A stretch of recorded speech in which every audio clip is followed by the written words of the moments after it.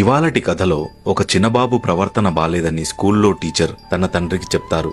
అది విన్న తండ్రి నా పెంపకంలో ఇలాంటి లోతు ఉందో అని ఆలోచిస్తూ పాఠశాల నుండి ఇంటికి వెళ్తుండగా ఆ బాబుకి 2 పండ్లు కొనిచ్చాడు. అందులో ఒకటి నీకు ఒకటి నాకు అని అంటాడు. కాని బాబు మాత్రం 2 పళ్ళని కొరికేస్తాడు.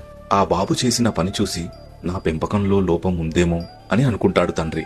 అలా నడుస్తూ ఊరు వెళ్లే దారిలో నీటివాగు దాటుతుండగా బాబు తండ్రి చేయిని వదిలేసి నాన్న నువ్వే నా చేయి పట్టుకోవచ్చుగా అని అంటాడు. అది విని ఆశ్చర్యపోయిన తండ్రి అయ్యో ఏంటి నిజంగానే నా పెంపకంలో లోపం ఉందా అని అనుకుంటాడు. ఇంకొద్ది దూరం వెళ్ళాక కొన్ని వీధి కుక్కలు వీరిపైకి ఎగబడతాయి.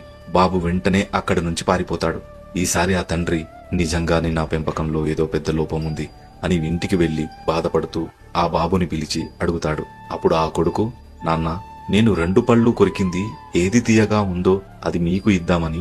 నేను వాగునీటిలో భయపడి మీ చెయ్యి వదిలేస్తానేమో, అదే తండ్రిగా అయితే మీరు నా చెయ్యి ఎప్పటికీ వదలరు కదా అని మిమ్మల్ని పట్టుకోమన్నాను.